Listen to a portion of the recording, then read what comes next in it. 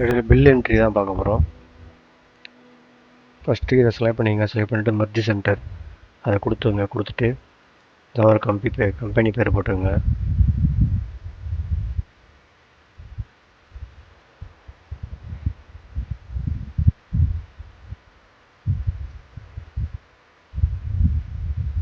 இங்கே இருக்கிற இதை கிளிக் பண்ணிவிட்டு ஆல் பார்டர்ஸ் கொடுத்துங்க. கொடுத்துட்டு ஃபாண்ட் இன்க்ரீஸ் பண்ணிக்கோங்க. அதுக்கடுத்து செகண்ட் லைனு அதே மாதிரி திருப்பி மெர்ஜ் சென்டர் கொடுத்தீங்கன்னா இந்த மாதிரி மெர்ஜ் ஆயிரும். ஊரு பேர்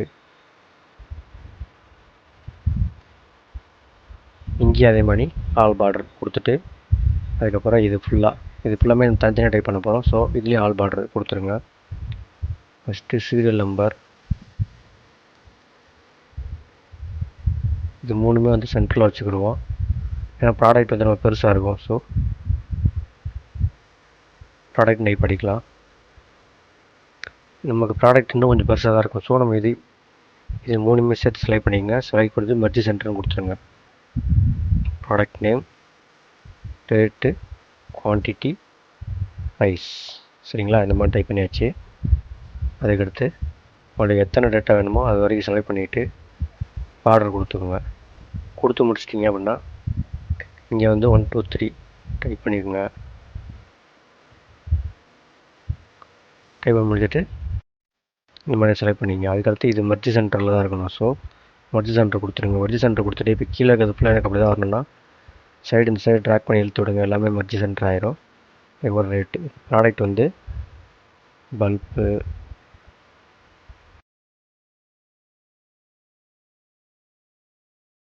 இன்னும் டைப் பண்ணியாச்சு. இதுக்கடுத்து ரேட்டு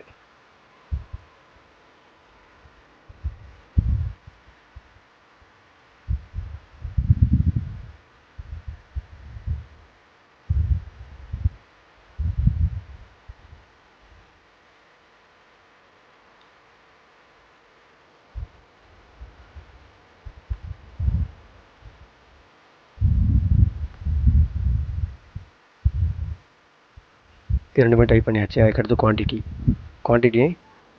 எத்தனை குவான்டிட்டி அத்தனை குவான்டிட்டி போட்டுக்கோங்க.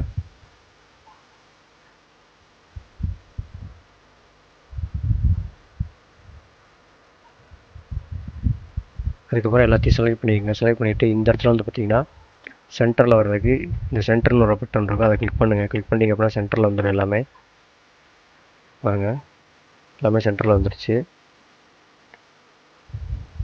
அதுக்கடுத்து இங்கே வந்து பார்த்திங்கன்னா நம்ம ஃபார்முலா அப்ளை பண்ணிக்கலாம். ஈக்குவல் டு போட்டுக்கோங்க. இது வந்து ரேட்டு இன்ட்டு இந்த குவான்டிட்டி, அதாவது ஒரு பல்ப் 400, அந்த பல்ப் 800. ஸோ ஃபார்முலா அப்ளை பண்ணி என்டர் தட்டிடுங்க. தட்டிட்டு கீழே சைடில் இருக்க ட்ராக் எடுத்து விட்டு இந்த இடத்துல வச்சுருங்க. அவ்வளோ வந்துடுச்சு. அதுக்கப்புறம் இந்த செலக்ட் பண்ணிவிட்டு மெர்ஜ் சென்டர் கொடுத்துக்கோங்க. செலக்ட் பண்ணி பார்டர் கொடுத்து முடிச்சுட்டு அதுக்கடுத்து மெர்ஜ் சென்டர் இந்த இடத்துல வந்து நம்ம டோட்டல் அந்த மாதிரி தான் டைப் பண்ண போகிறோம். ஸோ மெர்ஜ் சென்டர் கொடுத்துட்டு இதை ட்ராக் பண்ணி இழுத்து விடுங்க.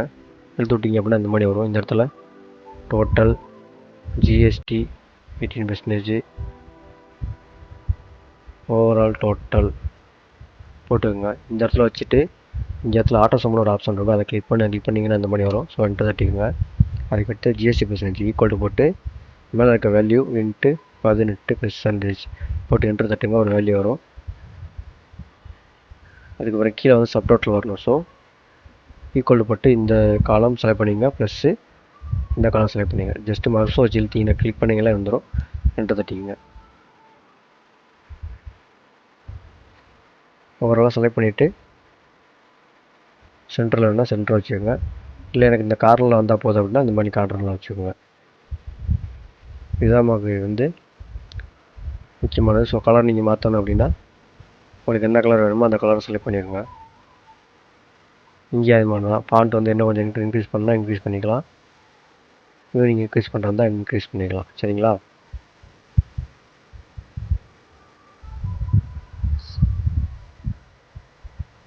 இதில் நீங்கள் குவான்டிட்டி மட்டும் மாற்றினாங்கன்னா போதும். இப்போ வேறு ஏதாவது பில் வரணும், நீங்கள் குவான்டிட்டி மட்டும் மாற்றினா போதும். ஆட்டோமேட்டிக்காக எல்லா இடத்துலையும் பார்த்தீங்கன்னா டோட்டல் மாறிக்கிட்டே வரும். தெரியுதுங்களா?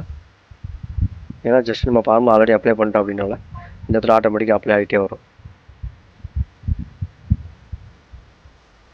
அவ்வளோதான், வீடியோ முடிஞ்சுச்சு. நன்றி, வணக்கம்.